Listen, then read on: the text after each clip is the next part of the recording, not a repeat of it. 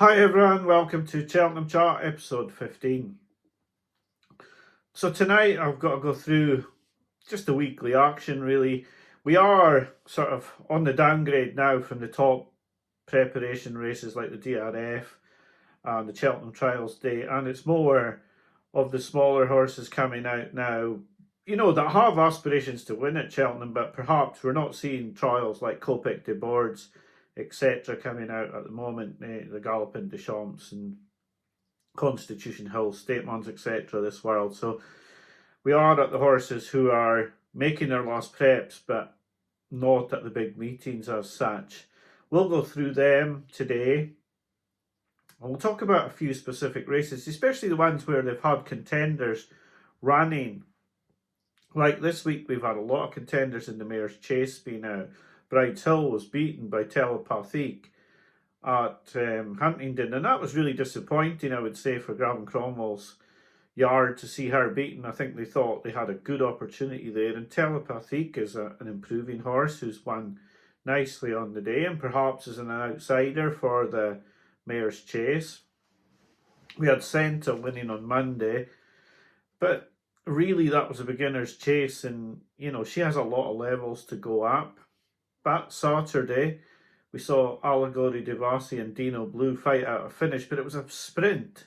It was a sprint at Naas, and they finished with a finishing speed figure of 107%, which means they went really slowly in the race, and it wasn't even over 2 miles forward. So it's hard to judge on that race what you would take from that race as well. And then today we had Fun coming out against Only by Night at Exeter, and Only by Night won the race. I felt, although she jumped superbly, that she was a bit disappointing in her finishing effort. That could have been because she used too much energy during the race. But at the same time, I felt it was a little bit disappointing from her, especially over 2 miles 2, where she's going to have to go 2 miles 4.5 on a stiff track like Cheltenham in the Mayor's Chase. And I would think that if it came up soft, she would really struggle to see out that distance. For me, still, it looks like the bet would be Bioluminescence, but the price of that horse has been contracting quite a bit in the last week. Was 4-1 definitely on Monday. I was looking for a horse to put in a double with Bioluminescence because I didn't really want to use so much of the bank. Like, you'd need to put a stake like £80-90 on her at 4-1 non-runner no bet. And I do see her going off around the 9-4, 2-1 sort of mark on the day. Either that or she won't run, but with the race being the second last race of the week and me already using money at the bank, I just didn't feel that was a worthwhile bet. So I was looking to put it up in a double. I did think about a Ballyburn double with her, but in the end I left it. But she's in another point, and that's part of the difficulty that we're having at the moment. I've put the double off with Final Demand and Copic de Board, and that price is already non-runner no bet. That paid 7-1, just over 7-1. It's now 9-2, the best coupling prices that you can get. Even money in 7-4, and that just shows you've got to be so fast off the mark to get anywhere now with the betting. I put a horse up on the champ.ie sort of challenge. They ask you for a horse each week. Now I put a horse up there earlier in the year, Woodhoo, 16-1. I think it was about 3 weeks ago I put it up, just on my selections for it. Now, the residual form is working out well. Joyeuse won at the weekend. Now, when Joyeuse won, I thought I might top up. Now, I put a few quid on it, 14-1. And by the time I looked again, 10-1 was the best price and 8-1 was the normal price. Now, that is what is happening to the prices because there are so many shrewd people, a lot of shrewd people with groups of followers, and as soon as they put a horse up, as soon as a horse is run, the price is gone before you know it. And it's just instant now. There's no chance to make a video, put a bet off, make a video, get the video up, get the bet added to the video and get the video up. Because by the time you do that, if I'd said, right, I want to put Woodhoo up for the Martin Pipe, I got to get the bet off. I already had a bet off, but by the time I make a video, that's going to be at least an hour. And the price is gone. And that's just the difficulty you've got nowadays with social media and everybody seeing the eye catcher. Everybody is seeing the eye catchers now. There's no edges there for most punters. So the next race I'm going to go on to, a couple of horses run this week from, is the cross country. The cross country, I'm frustrated with myself, but I did sort of fancy Vanillier for this, and I thought he's been getting his mark down lovely for the cross country chase. And then he came out last Monday, and I thought he was out for a little bit of a jog round, and he bolted in. And I haven't backed him, and now he's 6 points shorter. But not only 6 points shorter, he's going to go up in the weights, and you're not going to know for another 14 days or so how much he's gone up. So you can't back him, and it's gone. That's the chance is gone to back him. He was really impressive, and I thought he would bring his mark down for the Cheltenham cross country, and then he's gone and won a Banks race at Punchestown. Yeah, that was my plan out the window. The other horse that won for the cross country this week was Hip-Hop Conti, the French horse. Now, I don't know a lot about the French form, I have to admit, but I did. One of the people I speak to about racing said to me last night they were going to back Hip-Hop Conti. They watch a lot of the French racing, and they said he did it well. Now, the French horses have got a good record in the cross country at Cheltenham. The difficulty for me is you don't really know what sort of mark this horse is going to get. So very difficult when you don't know what mark a horse is going to get to really make any sort of assessment. But the horse is now, I think, a best price 10 to 1, maybe even shorter by now. The last time I looked, he was the best price 10s, but he was 12s last night. So that shows that, you know, people are even watching the French form and backing horses on that. So it is difficult at the moment to be finding horses to back. A few words about the Arco. The price of Sergino's gone out a little bit after this small injury scare. I don't think it's anything to worry about it, but the problem is his next prep run, or is he going to have another prep run or go to Cheltenham with just one run over fences? Difficult to say. Henderson said today that he'd sort of taken a little bit of a step backwards. Now, I know that they're probably still going to run in the Arkle, but yeah, they do seem to be having a slight problem with him. The other horse to talk about in that division is L'Eau de Sud, who was... I was so keen on L'Eau de Sud earlier in the season, but then, of course, you've got Marchborough coming along with Sergino, and yesterday, I have to admit, I think Harry Skelton's given this horse a far more difficult prep race than it should have had, because he's hit the front way too early, and then the horse, using all that energy to just go clear, has really started to wilt over the last and had to be really kept up to his work to win. Now, I know he was giving away weight, but I think this wasn't the prep they really wanted to give the horse. They really wanted to give him an easy race, and he would have had an easy race if he'd taken the lead coming into the home straight and just gone away from Rubod, where by taking the lead so far out, he's sort of expended so much energy that he's really struggled in the end to win by a length and a half. And yes, it is hard to see his form matching up to the top twos. Other horses that I saw this week that we need to talk about. I was disappointed with Holy See in that Nace Juvenile trial normally for the Boodles. Thought Pacandalian won well. Marcia ran a good race, but Holy See was the horse I was looking out for in that race. But I think he's run too quickly, 3 times too quickly, and I'm not convinced that he'll go to Cheltenham now. He looked flat. He didn't look like he was in love with it, really. I think he's just run far too quickly after the defeat to Charles, and he was a little project of mine, so yeah, it's a bit disappointing. He will get a decent mark, but I just don't know if they can get him back in 4.5 weeks to run a good race in the Boodles. And I have to say I was a little bit disappointed with his performance. Some Jest has become a big talking horse in the sort of Twitter circles, in the wise guy circles, as a Kim Muir, a National Hunt Chase horse. He was out this week, and I think he was loving.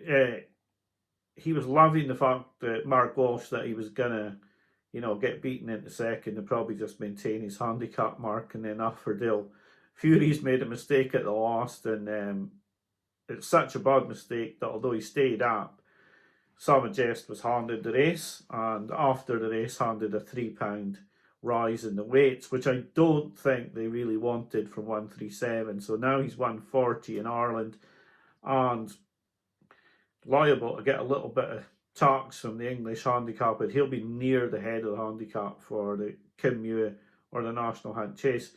He's 8-1 for the Kim Muir, and he could have been the Mullins plot with JP for that race, but 8-1, you don't know what the British tax is going to be. They definitely didn't want that extra £3 they got from the race on Wednesday, and yeah, it's all fallen a little bit out of their what they really wanted to happen. I don't think this was in the plan. A couple of horses from the weekend. I thought Jello ran really well yesterday. He's been my sort of like Ryanair hopeful now. The Ryanair could be very hot this season. There is a chance Factor File will go there. There's a chance perhaps that Ile Francais would go there. So it could be a really hot race. But Jello, I think, would have a chance if it's not real big guns in there. He proved he could go left-handed. I just think he got caught out by Windsor last time. I thought he went nicely yesterday. Now, you need to be looking out for JP plots. Over the past week, he's had 3 handicap hurdle winners.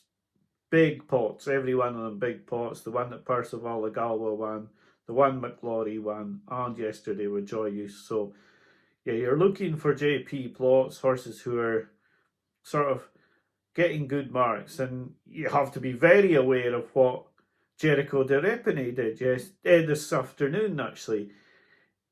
Nico got the horse in a bad position, or the horse got himself into a bad position, and it was very noticeable that Nico was extremely animated to get this horse going, and I think he already knew he couldn't win, but it looked like he desperately needed to get the horse into the final, qualified, and yeah, I'd be thinking now this is a horse who could get himself into trouble in a one-horse race by the looks of it, but yeah, he's in the Pertemps final now. He's a very good horse to be in the Pertemps final.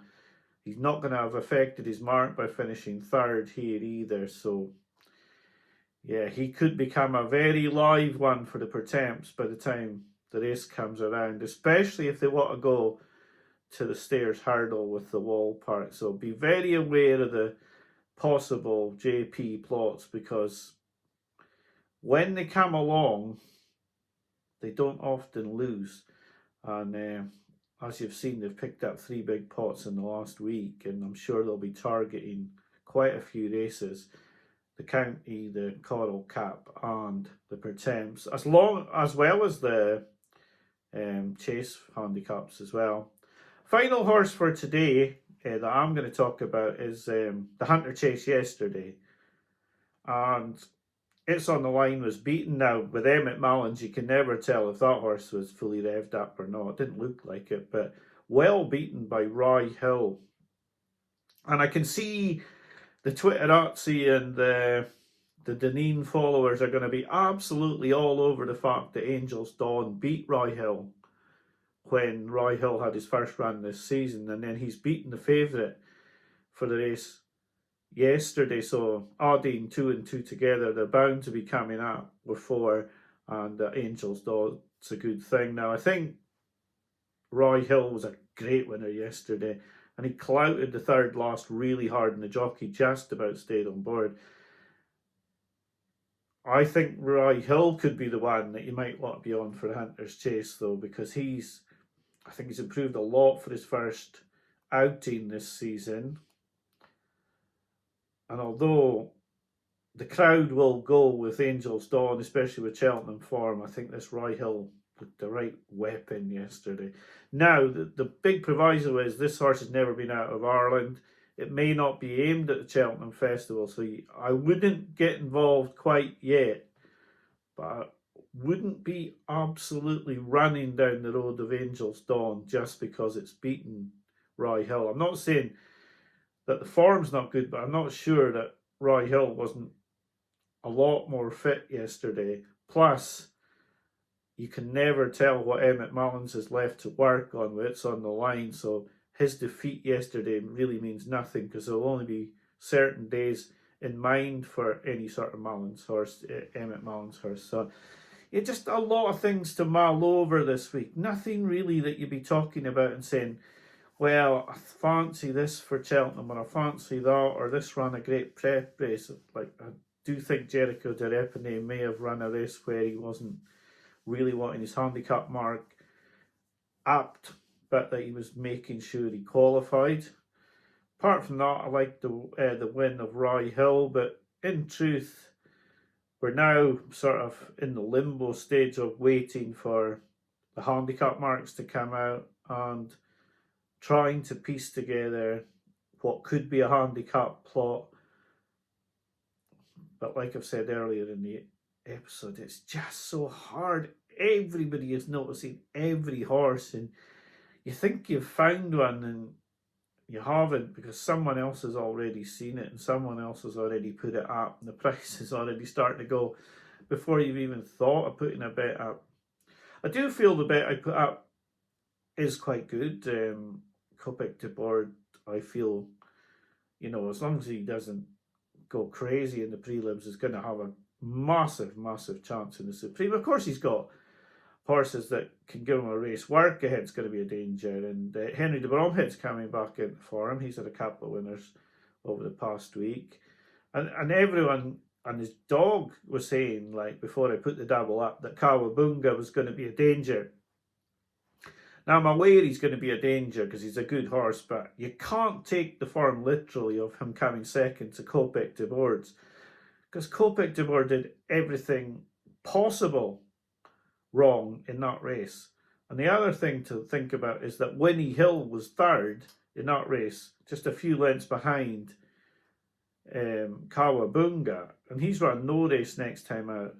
And so you can't compare that sort of form and say just because he's come 2 lengths behind Copic de Board on debut that he's going to be that good a horse when he races against Final Demand, because he's still only won by a length. I know he's probably worthy of maybe 3 lengths against William Money, but William Money ran with a choke out and belted every hurdle. So Kawabunga, of course he's a danger, but I don't think the literal reading of the form is the way to go against Final Demand. I'm very keen on Final Demand, not really on the form, it's just the way he goes about his races. The way he races is so professional. And being a Mullins horse, he's going to be really popular. And he has got gears as well. He's not just a professional horse. He does everything right, but he's got a lot of ability and he could be a real superstar. And it's not because of the form. The form is good, but it's not fantastic. It's just the way he's doing it as well as the form that I think he is a good bet. So I know that people will think the bet isn't, what people would want. It's not a 33-1 shot or a 25-1 shot handicap horse that I've noticed. I need to put solid bets up onto post and then try and look for the handicappers closer to the time. You need to know what sort of weight they've got. There's no point in putting a horse like Vanillier up and then he gets hyped up a lot for that win on Monday, because you've taken a poor price on a horse then, because you've not taken everything into consideration. Whereas with Copic de Board and Final Demand, I felt like they were both going to contract in odds, and I felt like they were too very serious novices. Of course they could get beat. Romeo Coolio could quite easily beat Kopek de Board as well. The new Lion could be a superstar, and he's running against Final Demand, but I just felt it was a good value bet at the prices because they're non-runner, no bet. If one of them gets injured or has a problem or is sent to another race, then at least, you know, you've not lost on that horse. And that was part of the reason to put the bet off. So it's been a bit different this episode. And I have had contact with Steve. We are going to try and make the dual video a reality, but like both of us have limited tech skills. I certainly do anyway, and I think Steve alluded to the fact that he wasn't fantastic with the tech skills. So we'll just have to see if we can make it happen or not. But anyway, I don't know if this different way of doing it is the right way. I have made the video the other way, and when I listened to it, I wasn't happy with it. So I've made it like this instead. You can let me know in the comments how you feel about it. But yeah, a few good performances this week. I'm not sure if we've seen a Cheltenham winner, but I did think the way Jericho de Reponet ran on today and the way he got into trouble, etc., did have the look of a plot for the Pertemps. So anyway, thank you for watching. I hope you have a good week until I speak to you again. Bye for now.